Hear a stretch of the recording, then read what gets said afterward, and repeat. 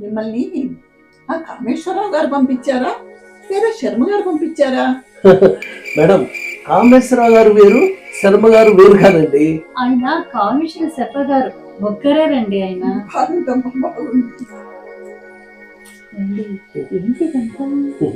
ఇది service department.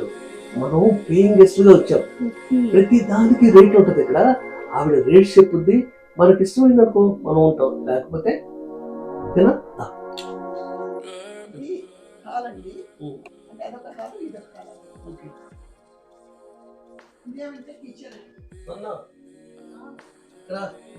Kitchen చూద్ది కదా, మీరు వాడుకోవచ్చండి.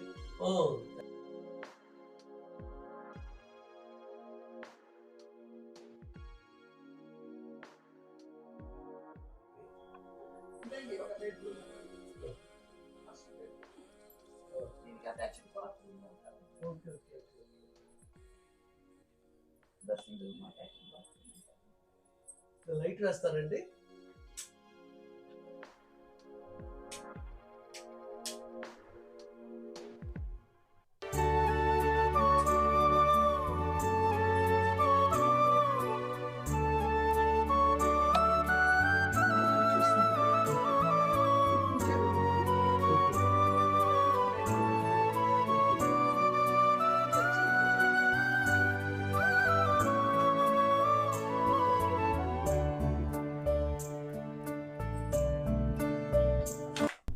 అమ్మమ్మమ్మ, ఆ కట్టను తీయొద్దమ్మా. ఆ కిటికీ అస్సలే ఓపెన్ చెయ్యొద్దు. కొంచెం జాగ్రత్తగా ఉండాలమ్మా.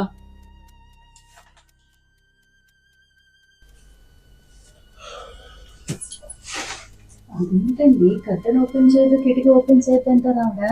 గదిలోకి గాలి వెళ్తురు ఎలా వస్తుంది? ఇదేం బిడ్డూరా? నువ్వు ఏంటండి ఇలా ఉంది? భయం వేస్తుంది. నాకు చాలా ధైర్యంగా ఉంది. నాకు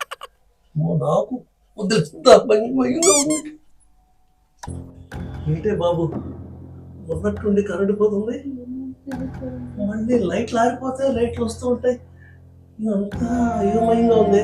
అవును, ఇంతకీ ఈవిడేనే? రండి, ఇటు రండి, ఇక్కడ వచ్చి కూర్చోండి, మాట్లాడుకుందాం.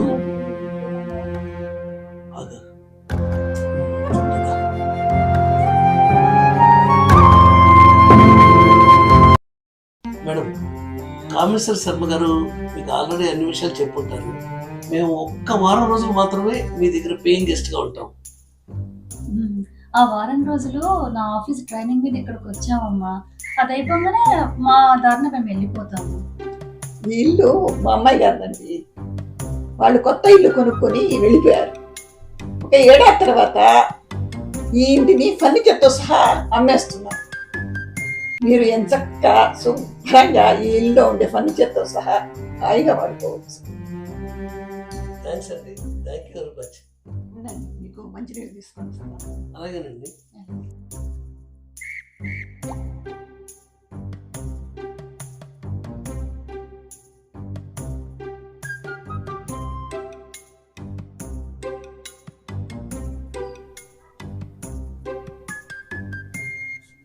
ఏమండి, నా ఫోన్ ఉన్నట్టు హ్యాంగ్ అయిపోయిందండి. హ్యాంగ్ అయిపోయిందా?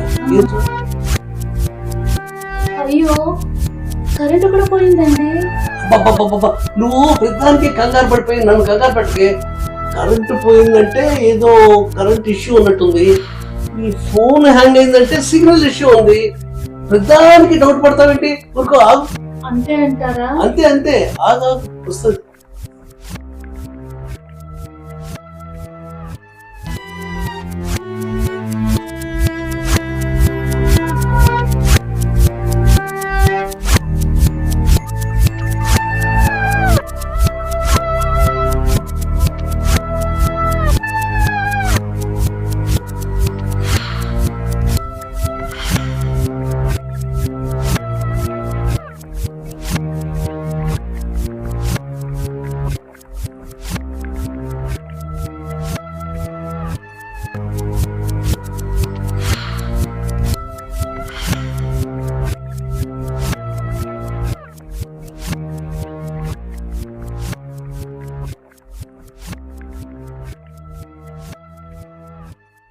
6 గంటలకు పాలవాడొస్తాడు, ఓకే 6:30కు నీళ్ళు వస్తాయి.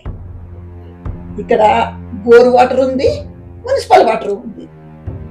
8 గంటలకల్లా కరెక్ట్ గా చెత్తవాడు వచ్చేస్తాడు, చెత్తను తీసుకెళ్ళిపోతాడు. మరి చెత్త ఎక్కడ వేయాలండి? చెత్త ప్రశ్న మేడం ఇంతకీ రెంట్ ఎంత? ఎంతో లేదమ్మా, వారానికి 300 మాత్రమే. మేడం రెంట్ అంటే ఇంటి అద్దె. అదేనమ్మా చెప్పడం, 300 మాత్రమే వారానికి. ఏమండి 300 అండి వారానికి? మరి current bill madam?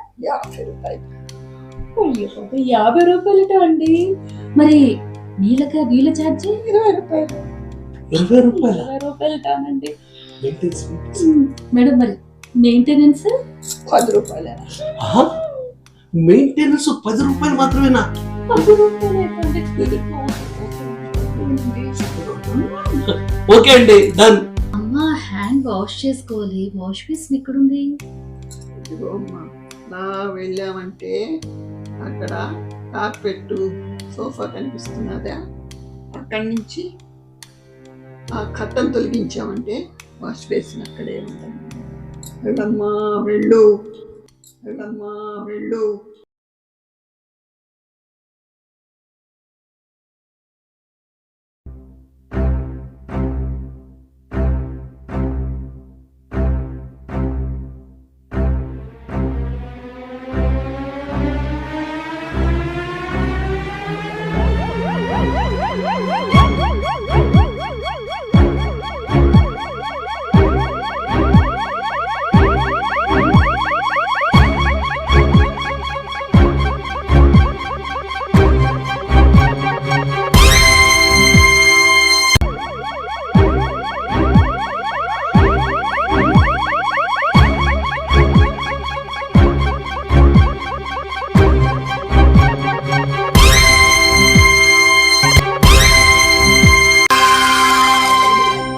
A chilling draft swept through the room, foretelling some impending doom. A clumsy ghost made quite a scene, the most pathetic I have seen. His ghostly howl was just a wheeze. He tripped right over his own knees.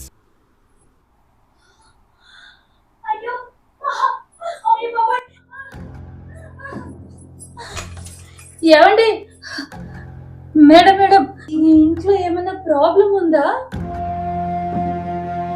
Problem ఉంటే ఎవరైనా చెప్తారా? ముందు ముందు నీకే తెలుస్తుంది.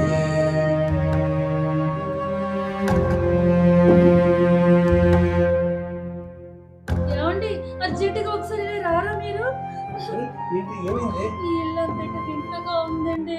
ఎంతగా ఉందా? ఏమైంది? భయం వస్తుంది. దేనికి రా భయ్యో? ఎందుకు వాష్ బేసిన్ కని చేతులు కడుక్కోవడానికి వెళ్ళాను. అక్కడికి కడుక్కోగానే చేతులు మొత్తం రక్తం అయిపోయినాయండి. రక్తం అయిపోయిందా? ఇక్కడ ఇదిగో. ఏంటిది? ఎక్కడ రక్తం? ఎక్కడ? అదేంటి ఇంతగా ఉంది? నీ అనుమానం తగల, నీకు ప్రతిదీ అనుమానమే. ఈ ఇల్లు నచ్చలేదా? సరే పోదుందా? ఇంత పెద్ద సిటీలో 300 రూపాయలకి ఇంత మంచి ఇల్లు ఎక్కడ దొరుకుతుందండి? పోనీలేండి కొంచెం అడ్జస్ట్ చేసుకుందాము. మేడం ఇక్కడ ఏమన్నా మంత్రాలు యంత్రాలు అలా ఏమన్నా చేతబడులు అలాంటివి ఏమన్నా ఉన్నాయా ఇక్కడ? మీకు మాట చెప్పాలి, మీరు చూస్తే మేడ్ ఫర్ ఈచ్ అదర్ లాగున్నారు. మీరు చాలా చాలా జాగ్రత్తగా ఉండాలి. మీరు కంగారు పడకండి, ఇక్కడ దొంగల భయం ఎక్కువగా ఉంది. అర్ధరాత్రి వేళ వచ్చి తలుపులు కొడితే తీయొద్దు. ఒక్కోసారి పెద్ద పెద్ద శబ్దాలతో తలుపులు కొడతారు, అయినా కూడా మీరు తలుపు తీయొద్దు. హోసి ఇంతేనా? దొంగల భయమా? దొంగలు ఎక్కడైనా ఉంటారు. నాకు కరాటే వచ్చు. గరిటతో కరాటే చేసి దొంగల్ని తరిమి కొడతాను తెలుసా? ఆపే, నీ కరాటే కావాలా? ఏమండి ఇంకా వేరే ప్రాబ్లమ్స్ ఏమైనా ఉన్నాయా? మళ్ళీ మళ్ళీ చెప్తున్నా, అర్ధరాత్రి వేళ దొంగలైనా సరే దయ్యాలైనా సరే భూతాలైనా సరే వచ్చి తలుపు తట్టే ఎట్టి పరిస్థితుల్లోనూ తలుపు తీయకూడదు. ప్రమాదం ప్రమాదం. నేను చెప్పినట్టు చెయ్యి, ఎదురు సమాధానాలు చెప్పొద్దు. జాగ్రత్త జాగ్రత్త.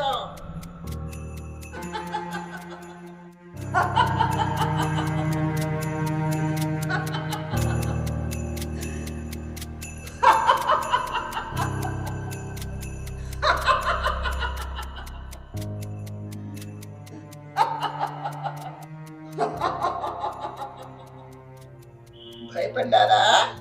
అవునండి, చాలా భయపడ్డాం. చాలా భయపడ్డాం మేడం. ఇలాంటి సిచ్యుయేషన్స్ ఎదురైతే మీరు ఎలా బిహేవ్ చేస్తారో అని జస్ట్ టెస్ట్ చేశా. టెస్టా? It's only an acting. యాక్టింగా? అంతా తీస్తే ఇది యాక్టింగా? కంగారు పడి చచ్చాం కదండి బాబు.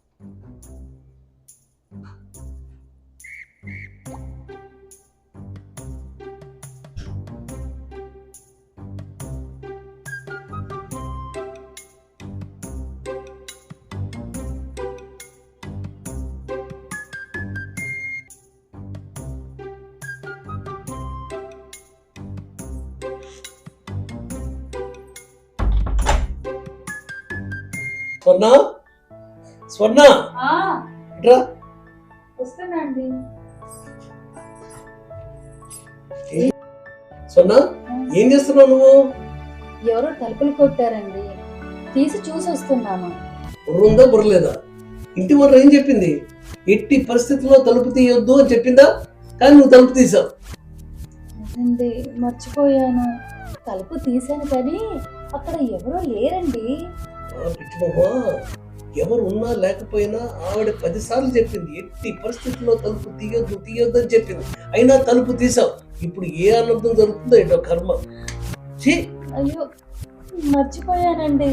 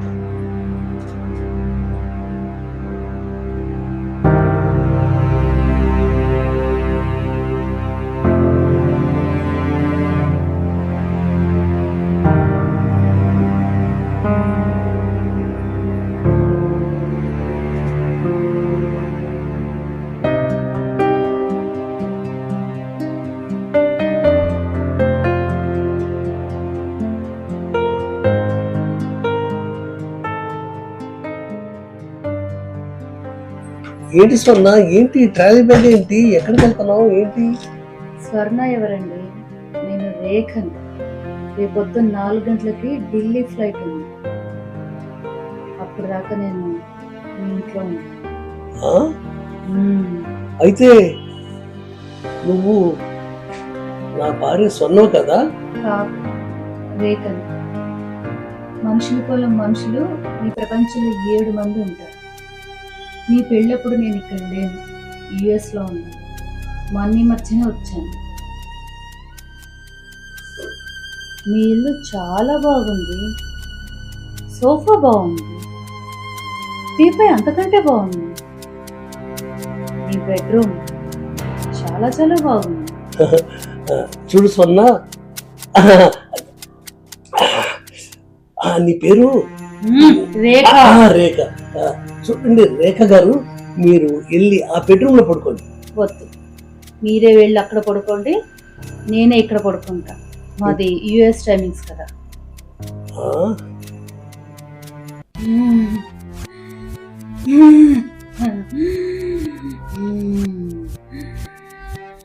నేను సోఫాలో పడుకుంటే అతను వెళ్ళి బెడ్రూమ్ లో పడుకుంటాడా? అతను బెడ్రూమ్ లో పడుకుంటే నేను సోఫాలో పడుకోవాలా? చెప్తా చెప్తా, నేను చెప్పిందే జరగాలి, నేనేమంటే అదే చెయ్యాలి. స్వర్ణ ఎందుకలా బిహేవ్ చేస్తుంది? నేను స్వర్ణని కాదు, రేఖ అంటది. రేపు తెల్లవారుజామునే ఢిల్లీ వెళ్ళిపోవాలంటది. మీరు వెళ్ళి బెడ్రూమ్ లో పడుకోండి అంటది. ఏంటి ఈ సమస్యకి ఏదో పరిష్కారం కనుకుంటుంది. ఆ ఓనర్ మేడంని అడగాలి. ఎస్, రేపు మార్నింగ్ ఓనర్ మేడం కలుస్తా.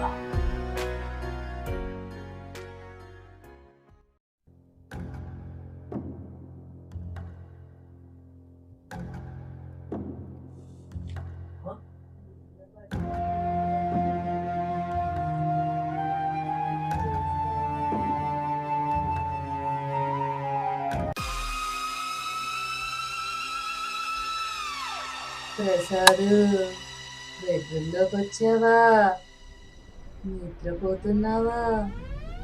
నిద్ర రావట్లేదా?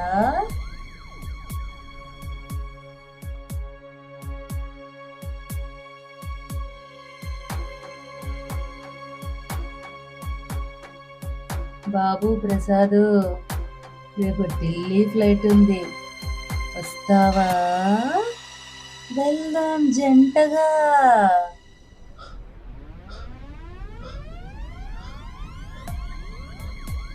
నో నో, రాను, నేను రాను, రాను, నేను రాను, రాను, రాను. ప్రసాదు, నువ్వు రావు కదా? మనిద్దరం ప్రేమించి పెళ్లి చేసుకున్నాం కదా, నువ్వు రావు కదా? నేను పిలుస్తూ ఉంటే సరేలే, నేను వెళ్ళిపోతున్నా, స్వర్గానికి వెళ్ళిపోతున్నా, నేను మళ్ళీ ఇంక రాను, సరేనా?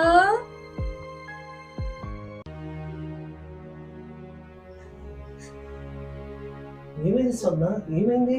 ఈ మధ్యకాలం నువ్వు చాలా చాలా డిఫరెంట్ గా బిహేవ్ చేస్తున్నావు. నువ్వు ఏం మాట్లాడుతున్నావో నీకే తెలియట్లేదు.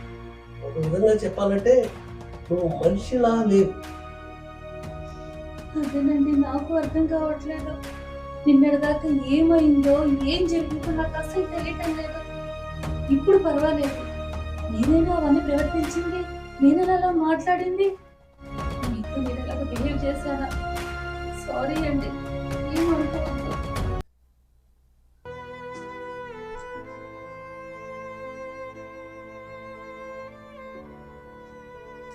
ఎవరో తెలుసా అండి? ఈవిడ నా భార్య స్వర్ణ అండి. కాదు, ఈమె పేరు రేఖ. స్వర్ణ కాదా? రేఖ. నేను రేఖనేంటమ్మా? రేఖ ఏంటండి? రేఖ ఎవరు? రేఖ అండి నా కూతురు.